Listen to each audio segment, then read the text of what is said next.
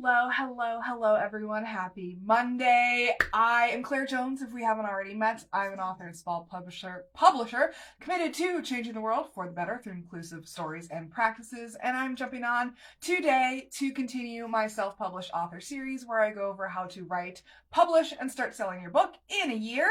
And if you're joining me, please like, comment, share below. Let us know that you're here. And today we're going to continue with your third self-check-in week to make sure that we can redirect things if needed or praise if things are going according to plan, because both of those steps are really important throughout this process. It is midway checks for yourself to make sure that you're still on track, still following the plan, or adjusting things if things need to be adjusted. So if you're interested in the full rundown of what I'm discussing today, please check out my self-published author 52-week planner. All the details are at linktr.ee/clairjoyance.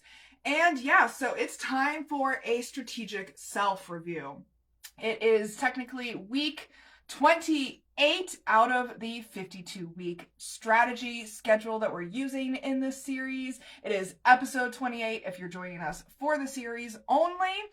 And the question that I have for you this episode is, did you start to question everything after last episode? Last episode was a writing week, and sometimes imposter syndrome rears its ugly little head around this time. Have you fallen behind on your tasks? Is everything going according to plan? Because most of the time we have something that needs to be adjusted once we get to this stage in the process.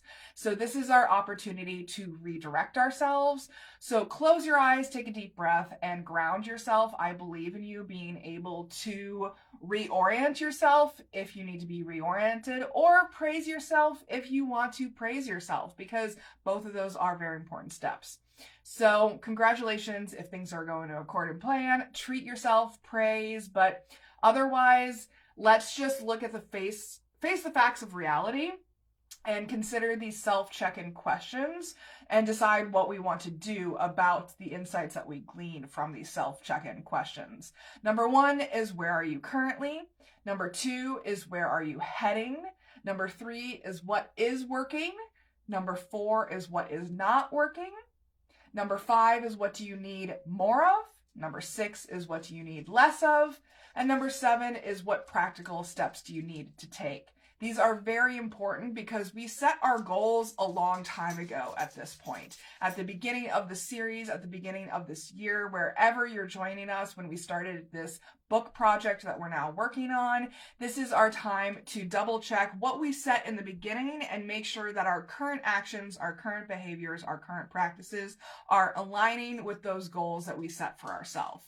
Sometimes we need to change the goal that we set for ourselves in the beginning. Sometimes we need to change our behaviors that we're using to achieve that goal. So this is our time to reflect on that, to make sure that we are going where we need to go and doing what we need to do. It is our pit stop. It is our coffee break. It is our, let's just check in and see where we're at now so that we can better orient ourselves for future behaviors, future actions, future tasks. Because if we continue doing the behaviors and the tasks and the actions that aren't actually contributing to our overall goal, we're never going to achieve that goal.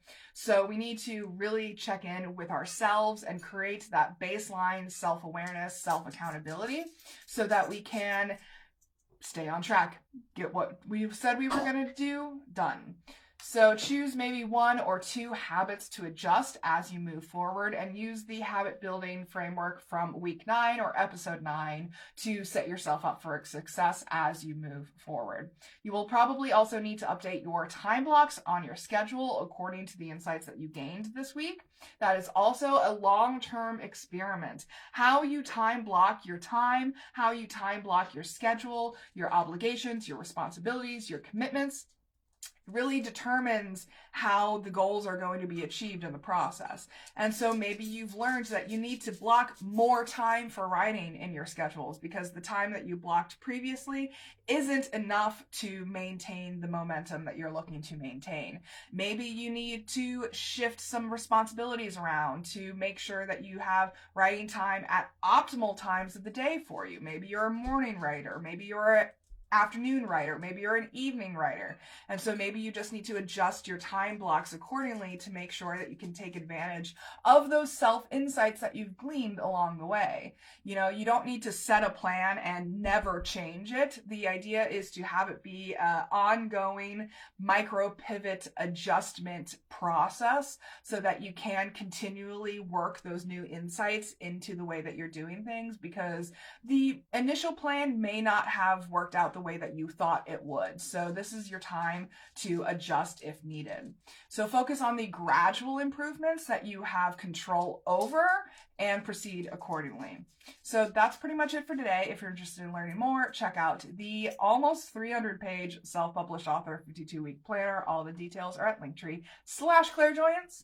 And next time I'll be jumping on to talk about improving your writing skills to make sure that we can address the aspects of writing where our skills are not as strong as we want them to be. So at this point in the writing process, we're probably coming to face with our limitations, with our flaws, with our areas for improvement.